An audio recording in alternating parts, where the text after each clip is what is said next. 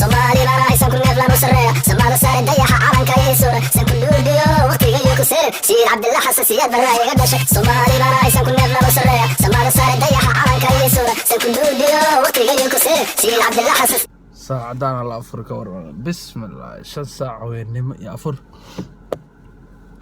Sweden waxa way xaaladda waalanta qoraxda hataa wili toos ma dhicin iftiinka u jeedaa marka soo afur ayaa jiimka aadaa sababtoo aan gaajoon jiim aadi karo soo 5 saac weynimo jiimka tagaa markaas ay soo gubaya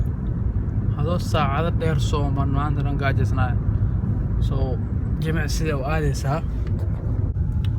ma adkeena jiim aadid adoo soomnaa maanta dhan laakiin waxaa adag mataqaanaa sida waa miitaan leed sababtoo waxaa calooshaada ku buuxda jiimka aadaysaa marka waxaa ku khasbantaa ilaa cunto yar cunitaankeedan waxaa waaye awood ma lahaanaysid enerjiga uu yaraanaya soo marka soonka saacadaha badan maaha dhibka ee waxaa waaye marka soonku dhamaado afurka cunitaanka ayuu dhib ka taagan yahay biraha wax kugu qabsanaya ma lahan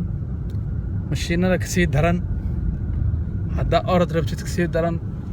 soo waxaa waa waqti ugu fiican jiimku firaaqada cid ku weydiinaysa ma laha birtaa rabtida isticmaalaysaa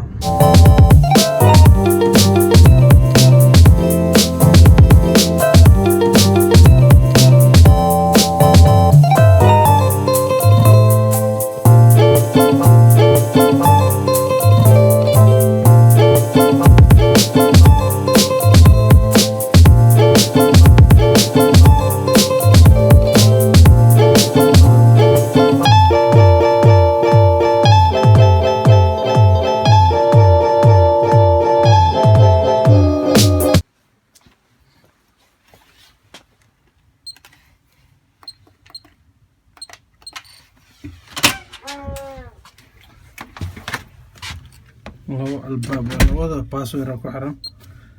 kaarkana saartid kadib baasoorka aagelisid waa sawjeedaan waa firaaqo qof dhex socdo ma jiro hadda u baad hal qof ila joogto soo aragna maanta wixii jooga marka badanaa dadka afur dadka sooman ha imaada habeenkii arkaa dadka carabta iyo waxaas iyo halka oo soo dhumo arkaysan aan loo dhex fadhiyo